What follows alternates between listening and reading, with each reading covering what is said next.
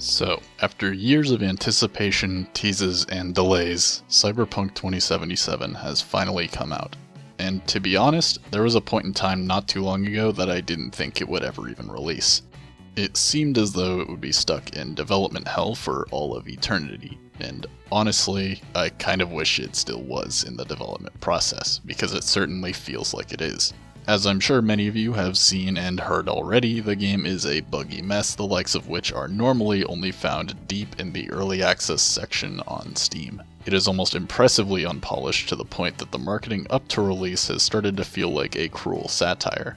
I'm not exaggerating when I say Cyberpunk makes Bethesda titles look like flawless pinnacles of game design. While it does have its merits, I wanted to begin by talking about the glaringly obvious technical failures the game struggles with. So, let's just get right into it. Unfortunately, Cyberpunk acts as a showcase of sorts for Murphy's Law applied to game design. Everything that can go wrong will go wrong. The game is host to basically every type of bug you can think of, and while this isn't going to be a comprehensive breakdown of all of them, for the sake of keeping this video from going on for literal hours, I'm going to talk about some of the biggest and most noticeable ones. First off, crashing. This varies between person to person, it seems. Some people have had virtually no crashes, while others have reported not being able to get past the title screen. I myself have had fairly minimal crashing. Twice I have experienced random one-off crashes where I was booted to desktop while walking around and they were completely isolated incidents. I also had an issue during a specific main quest mission where when I got to a certain hallway the game would crash consistently. I had to wait for the patch that they released a couple of days after launch to progress past that point. It seems that the patch that they pushed out has fixed crashing for many people, myself included, mostly, but it hasn't been a universal solution from what I can tell. While crashing isn't a universal phenomenon amongst the player base, visual bugs seemingly are. The game suffers from an obscene level of texture pop-in and model loading. It is incredibly common for NPCs to just spawn right in front of your field of vision, and for your game to load in cars with PS2 era graphics before remembering what decade this game released in, and popping back to their proper model. Clipping in this game is frequent and often hilarious. Vehicles will clip through walls, pedestrians, and other vehicles. NPCs will clip through closed doors and walls, and the funniest example of clipping that I have seen is something that I can't show here on YouTube. But if you decide to give your character a big dick, it will clip right through some pants models on the inventory screen. NPCs in this game seem to carry a powerful aura about them and will not hesitate to T-pose on you. Additionally, everyone appears to be a talented ventriloquist with how often they speak their dialogue without moving their mouths. Speaking of talking with characters, when speaking to them they frequently look slightly above your head rather than at your camera. I guess social anxiety has gotten much worse in the future. I also experienced this strange camera bug on a couple of occasions, and I have no idea what caused it. To fix it, I initially tried to just kill myself, but that didn't work out. Neither did reloading my save, so the only way that I was able to fix it was to completely close out of the game and relaunch. Night City is apparently also home to many accomplished magicians who just cannot wait to show me their magic tricks, such as this fellow who made a chicken appear out of thin air, or this lady who uses her telekinetic powers to make her glass hover and change position when I look away from it. Moving on to audio, it fares quite a bit better than the visuals technically, but still suffers from its own host of bugs. One of the most annoying glitches I noticed was NPC's tendency to interrupt their own dialogue with idle phrases that they say when you take too long to choose a dialogue option.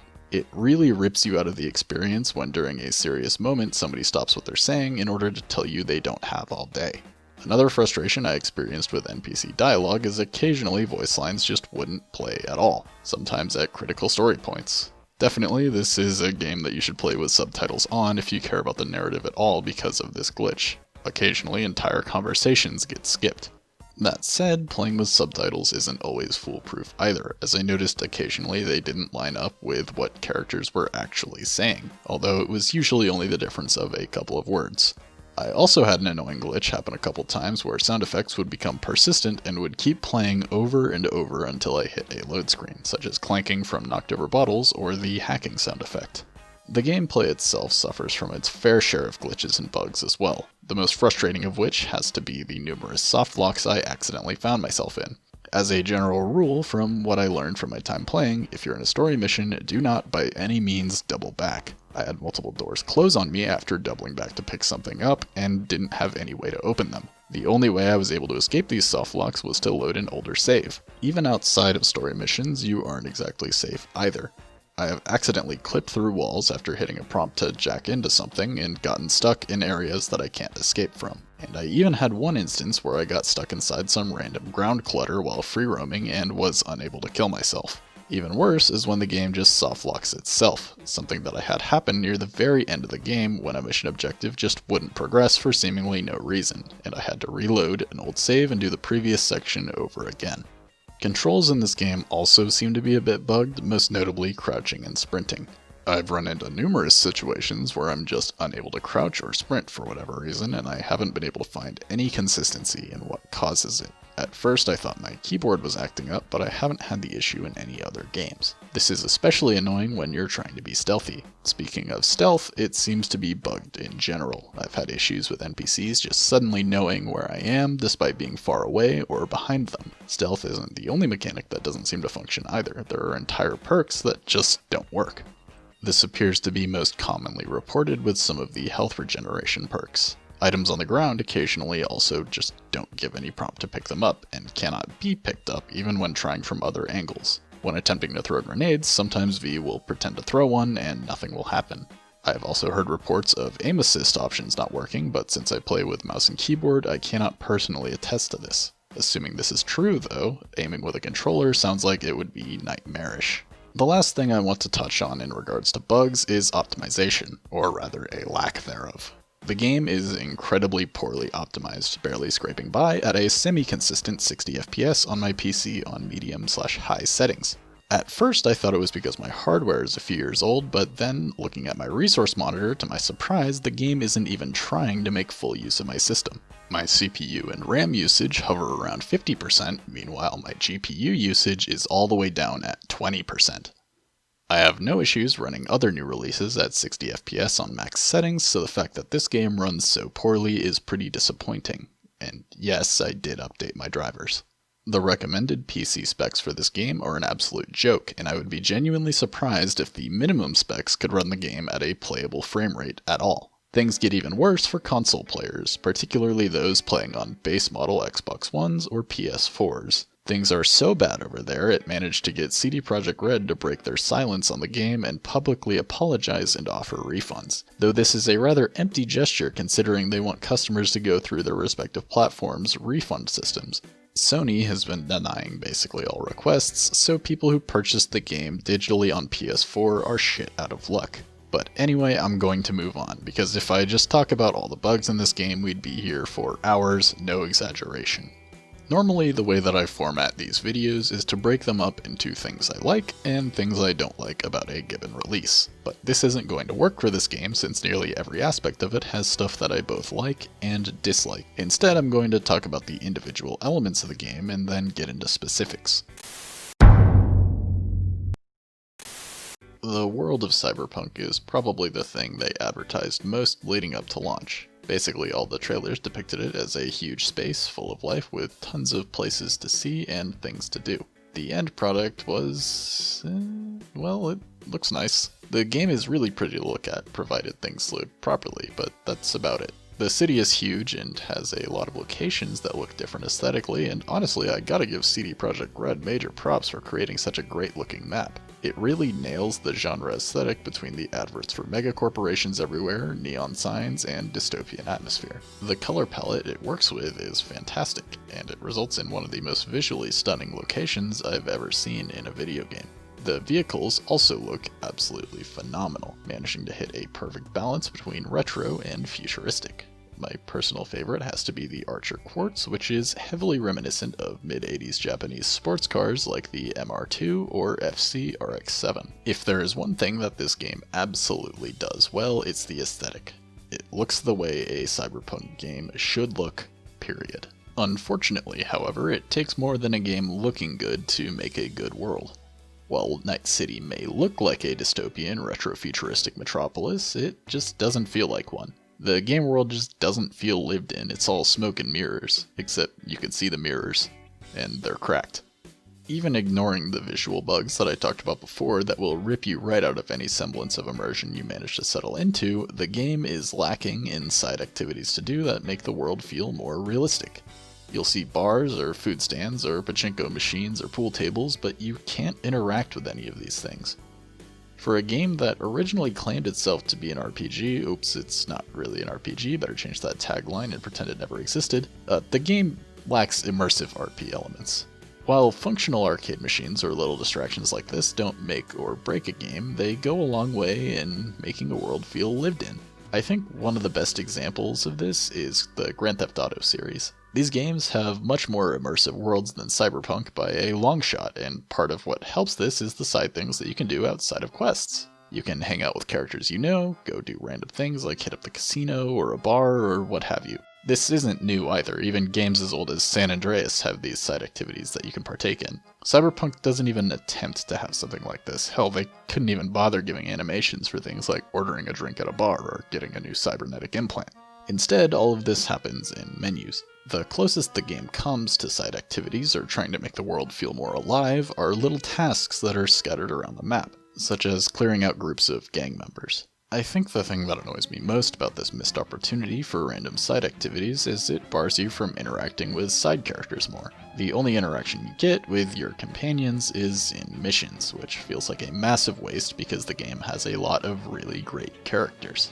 As much as I love the aesthetic this game has, I just can't get immersed into it. They can't even offer the bare minimum of what a living world should feel like. Fast travel doesn't seem to have any in-universe mechanisms behind it like other open-world games. You just go to a station and teleport around the map. The city, despite how nice it looks, also lacks a lot of elements that could otherwise make it feel like real people live there. Where's the parking? Most of the streets in the game are far too narrow to park on, and there is almost no parking lots or structure to be found. Traffic lights always turning green when you drive through them was also a small detail that, once noticed, takes you out of the game a bit. The amount of traffic for what is meant to be a huge megacity is extremely underwhelming as well. Even with NPC density turned on high, there are never more than a handful of cars on the road. NPCs don't remotely feel like actual people either. Their AI is nearly non-existent. In other games, NPCs will react in different ways to the same situation. Say if you threaten an NPC in a game like GTA or Saints Row, some will run away, some will fight back, some will just cower in fear. In this game, they all just freak out and take the earthquake drill position, even ones that could not have possibly seen or heard the initial incident. The driving AI is also beyond brain dead. They are essentially on rails, and if made to diverge even the slightest amount from their path, say if you park in front of them, they will just freeze and stop moving for the rest of eternity. They make no attempt to go around you, or get you to move, or fight you, or anything. They just accept their new lives as sentient paperweights. Outside of scripted interactions, random NPCs won't interact with one another on the street or with the player either. You'll never see a couple of people randomly walk up to each other and start a conversation, or compliment your car, or anything like that. They may as well be fancy-looking particle effects. They will statically stand around and do the thing that they were doing when you first saw them until the end of time if you let them. They all draw from the same pool of voice lines when spoken to as well, so you can walk up to a guy selling food at a food stand and be told to go fuck yourself. Alright, fuck off. The police system in this game is beyond broken to the point it's a wonder Night City has any crime at all. The police in this game are multidimensional demigods snapping into existence at the scene of a crime no matter how remote or inaccessible it is. They take no prisoners even for the most minor of offenses, such as bumping into them, accidentally trespassing, or just existing as an unarmed black man in America.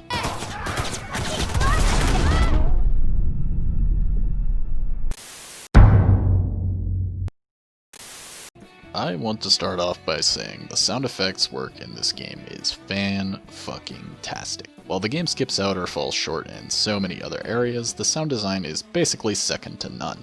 Everything from little sound effects like the creaking of a leather chair, or glass clinking when you step on it, or environmental ambient noise such as music from an underground nightclub, sounds exactly as it should. The background noises of the city sound just right and contrast perfectly with the silence of the Badlands. Audio mixing is on point as well, and things are never louder or quieter than they should be. And honestly, in a game on this large a scale and with this fucked up of development, it is an absolute miracle it was done so well. The gun and vehicle noises are top notch as well, with different guns or cars sounding distinct. I absolutely love the soundtrack. It fits the themes of the game extremely well with all the synths and bass you would expect from the genre. This applies both to licensed and original soundtrack pieces. The voice acting for me was rather hit or miss though. There were certain characters that had absolutely amazing voice actors, particularly Jackie and Panem both stood out to me. Both of these characters had actors behind them that knew exactly how to play into each respective character's personality, and they were capable of a huge array of different tones and emotions as the plot required. Unfortunately, for every great performance in this game, there are equally disappointing ones. V, the character you play as, has some rather inconsistent voice acting, at least for the male VA. There were certain lines that had unexpected emotions attached to them, which caused dialogue to feel a bit jarring and inconsistent. The actor himself did a good job in my opinion. My problems with his lines have more to do with whoever was doing voice direction.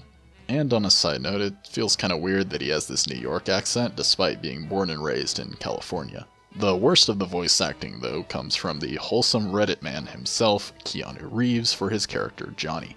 Despite being a pretty solid actor in action movies, Keanu just doesn't have the voice range required to do much outside of that. He does the angst voice and tone very well, and that fits his character, but only partially. Johnny, without spoiling anything, is a complicated character, and there's times where his writing requires the actor to express more intense emotions like grief or rage, and it just doesn't work. He only seems to have one tone of voice, and it makes otherwise serious scenes feel a bit silly. Here, let me give you a small example of what I mean. Where the hell's Rogue? Sit. Stay. Keanu also seems to struggle with differing his cadence when delivering his lines, and by default he speaks rather slowly. It only gets worse the more involved in the story Johnny becomes as well, and by the end, having to hear Keanu stumble through his lines got rather grating. I think Johnny is a really great character, it's just hard to take him seriously with this voice performance. The tone of serious dialogue is also sometimes harmed by this really weird thing that the writers do, where for whatever reason they were really into the idea of omitting pronouns, and it results in everyone sounding like they're learning English as a second language. Like, this is a normal thing that people do when speaking. For example, let's say someone were to ask me, "What do you want for your birthday?" A perfectly valid response would be to just say, "Don't know," dropping the word I in front of the sentence because it's implied. However, Cyberpunk does this frequently to the point it becomes distracting. This is most noticeable in Johnny's dialogue because of the slow pace of Keanu Reeves' speech. I don't know, maybe this is just me, but it sounds really weird.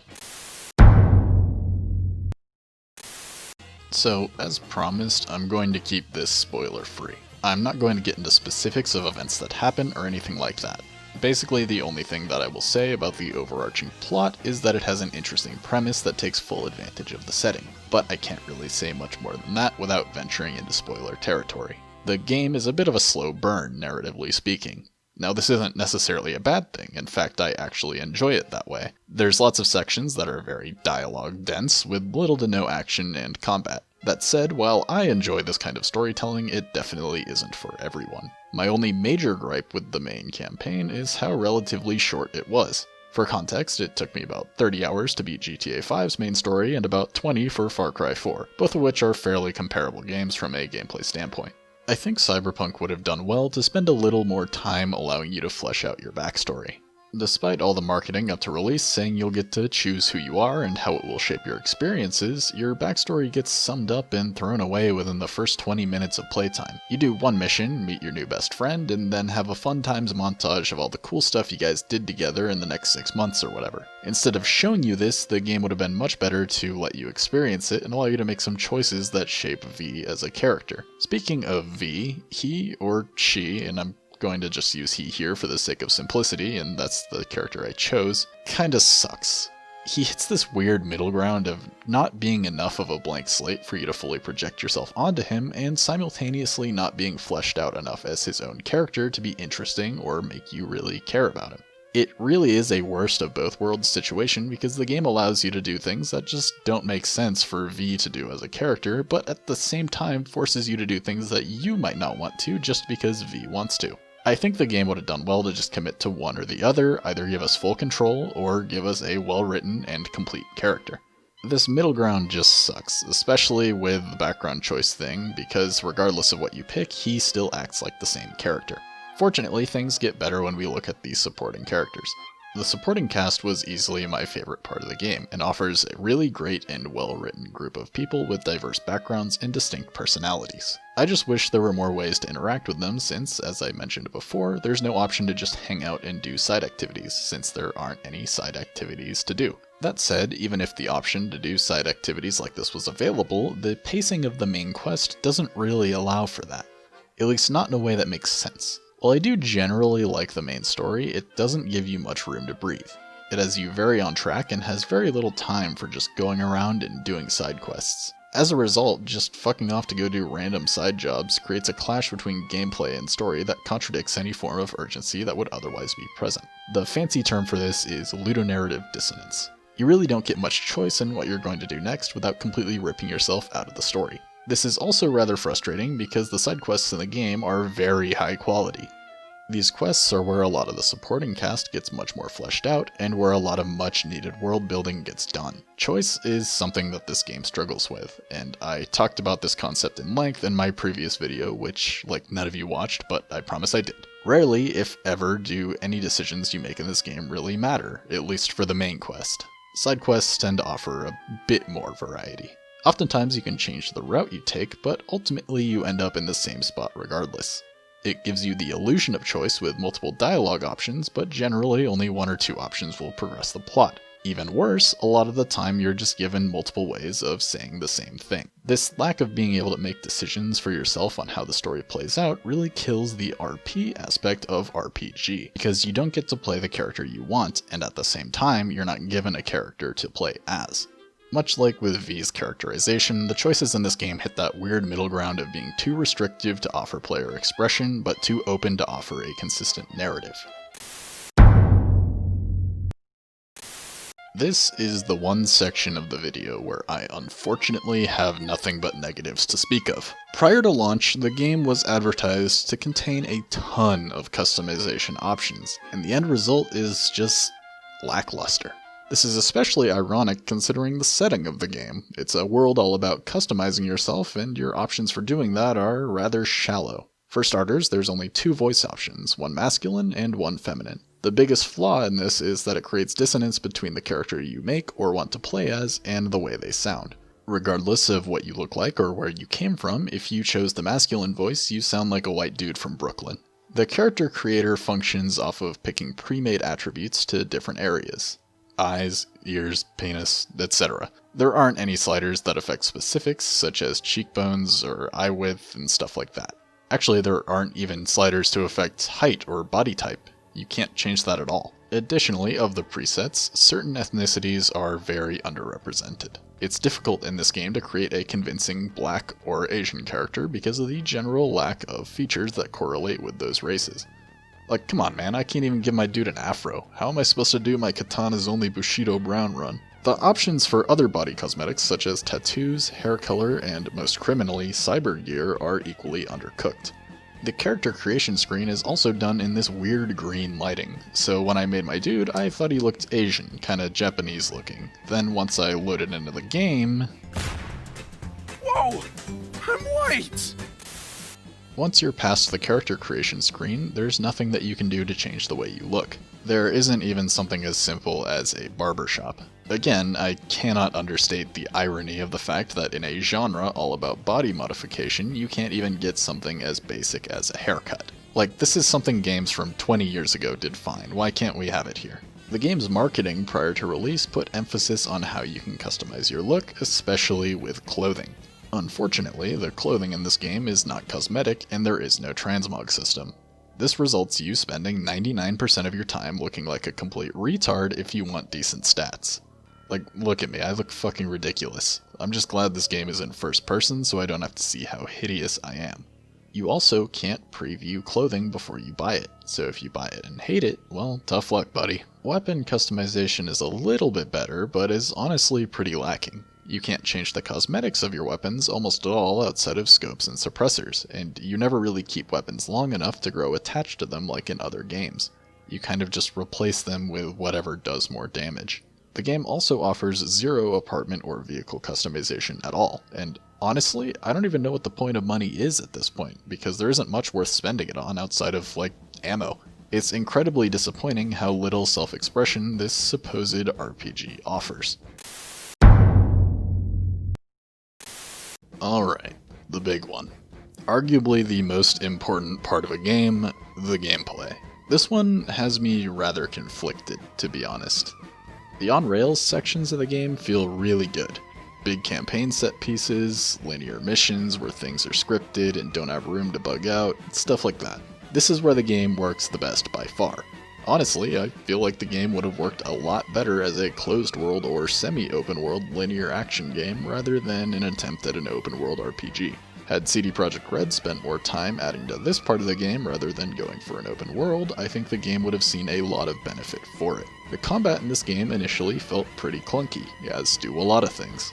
I can't quite put my finger on why, but as someone who plays a lot of shooters, it just felt off. Everything about the gunplay just feels sluggish. Even after fiddling with my settings and the like, I could never quite get it into a spot where it felt good. Once I got some perks, it started to feel a little bit better, but it's still not a fantastic experience. It feels maybe slightly better than Fallout without VATS. Melee combat feels a bit more consistent, but even then it's nothing too special. The cybernetic enhancements are cool and offer a fair bit of diversity to combat encounters, although some of the enemies using them just feel a bit weird. Like, there's some dudes who are meant to be super fast and like dodging your bullets or whatever, but in practice their erratic and reactive movements result in an experience that feels like you're trying to fight somebody with 200 ping. Actually, in general, the enemies in this game are rather boring. Their AI is beyond stupid, so in order to make things more challenging, the devs turn them into bullet sponges who randomly one-shot you from time to time. And by time to time, I mean all the time, but not in a way that feels consistent or fair. This tendency to randomly go from stormtrooper aim to being able to insta-kill you with pinpoint accuracy gets extra frustrating when combined with the autosave system, which works as expected most of the time, but will occasionally autosave just before a long unskippable cutscene or extended stretch of dialogue. And this is made extra frustrating by the fact that you cannot manually save in the middle of missions. There was one instance near the end of the game where this happened that was particularly frustrating, since I had to spend like 5 minutes spamming C to skip dialogue to even be able to try the area again. Boss fights are just an extension of the problem that I have with the enemies. They do the Division thing where bosses can just eat 500 shots to the head despite essentially just being dudes with cybernetic enhancements. I actually ran out of ammo on one of the longer fights and had to resort to punching the big bad to death for the last couple percent of his health, since you can't craft ammo mid-combat and the game doesn't give you any if you run out, like say Borderlands or Destiny, which also have some huge bullet sponge bosses. None of the bosses were even remotely difficult in any way either.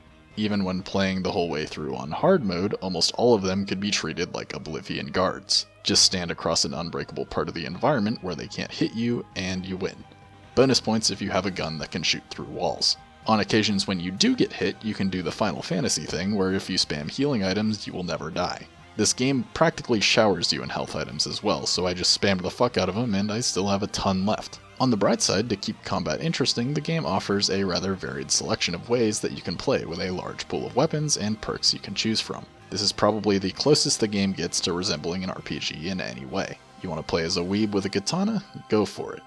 Want to take the stealthy approach with silenced guns and hacking? You can. Want to do your best impression of Rambo and go in guns blazing? Fuck yeah, man. The game also has some pretty fluid on-foot movement, which lends itself to being able to close gaps between yourself and enemies quickly and efficiently in a way that feels good. There is a bit of a catch here though. Just because you can play how you want does not make all playstyles equally viable or interesting. For example, like I mentioned earlier, stealth is hella bugged. Guards will notice bodies that don't exist, and everyone will be on alert when you did nothing wrong. Enemies will insta-detect you for no reason at all every once in a while as well. The game has a whole host of useless perks, ranging from actually bugged and non-functional ones like the aforementioned health regen, to ones that are just bad, like being able to throw knives. I picked this up thinking it would be really cool and complement my stealth build really well, only to realize you can't actually buy throwing knives, you just have to throw the normal ones. Now that doesn't sound too terrible until you find out once you throw a knife, it's gone. And there's no getting it back even if you go to the corpse of the guy you killed with it. You just get to sadly watch as the knife you've been using for the last several hours disappears into nothing. In general, perks feel very uninspired. There are very few that unlock new abilities, and most of them are just adding percentages of damage here and there. The game really lacks those big, impactful capstone perks that make systems like this work. Once you allocate these perks, you're pretty much stuck with them as well, at least for a while. There isn't any true way to respec in this game, only a partial respec. To buy the chip, it costs a prohibitively expensive $100,000 and only lets you reallocate perks, not attributes. And a word of advice, don't spec into crafting. It's just not fun or interesting at all. Crafting is especially hurt by the atrocious loot system in this game. It makes you feel like a kleptomaniacal fucking monkey obsessively pilfering every piece of trash you get your hands on. NPCs don't pay you any mind as you actively rob their homes or shops right in front of their faces. It feels really weird and breaks the little immersion the game has when you stop walking with a character who is talking to you to fuck off to a random side room to grab some crafting components, ammo, and a 10-inch dildo. This causes a lot of ludonarrative dissonance and feels very unnecessary. I also briefly want to talk about the driving in this game. While the cars and other vehicles in this game look very good, in action they're another story entirely. I'm not exaggerating in the slightest when I say this game has some of the worst driving I have ever had to deal with in a video game. I say this as someone who loves driving both in real life and in video games. I am a fucking sucker for getting behind the wheel. The vehicle physics in Cyberpunk are absolutely awful. Cars feel unpredictable and handle like absolute shit. They somehow simultaneously accelerate way too quickly but also feel sluggish as hell. When you hop into a sports car in a game, the expected experience is to have nice speed and handling. Instead, you feel like you're piloting a brick with wheels glued on. I wasn't expecting car physics on the level of something like, say, Forza, but come on, this is somehow worse than Watch Dogs 1. The first-person camera angle is terrible as well. You sit super low in the seat in most vehicles, and it feels like you're a toddler driving a monster truck. It also fucks with your depth perception, and I feel like I have to keep moving the camera to figure out how far away or close things even are. Lastly, there are two minor gripes that I have that I wasn't sure how else to implement into this section, so they get to chill here at the end. First is the weird decision to make it so that you can't change which weapons you have equipped in areas that you're not allowed to use your guns. It's not a huge thing, but it is kind of annoying. Secondly, this game does the GTA Online thing where a bunch of NPCs who you either barely know or don't know at all will just call you and tell you to do things. Like, wait, hold on, I'm trying to do a story mission. Listen to the dialogue. Who the fuck are you? Why are you calling me? Where'd you even get my number? The fuck? I really wanted to like this game. This was my most anticipated upcoming release for the last couple of years, and to be quite honest, it was a complete letdown in almost every aspect. The game is in an absolutely horrendous technical state, and honestly, I don't even know that everything that's wrong with it can be fixed. Some things like the AI might just be too deeply ingrained that it could take years to fix it, if ever. Cyberpunk doesn't innovate on anything, or even do anything better than other games in the genre. Want good gunplay? Go play Far Cry. Want a huge interactive open world? Boot up GTA. Want good storytelling? Hit up Fallout. Cyberpunk's story was decent, but overall it was rather forgettable. Really, the only thing that this game has going for it are its characters and setting, but that's just not enough to carry the game. I think the biggest failure of the game was, in the end, its ambition. It comes with a huge list of broken promises and half-truths, from things like your choices mattering to customization to even the genre of the game itself. It was advertised to be an open-world RPG, but it lacks any real RPG elements. Even worse, the corporation that pushed this half-baked failure of a game out knew about its flaws and pretended they didn't exist. Console review copies were not allowed. No actual game footage was shown pre-release outside of carefully curated segments. The game was rushed out the door to meet investor demands to bring in some cash before the holidays, and ironically ended up tanking the studio's stock price. Oops. In the end, all this game offers is an accidental meta-commentary on the effects of corporate greed and deception. And isn't that just wonderfully ironic?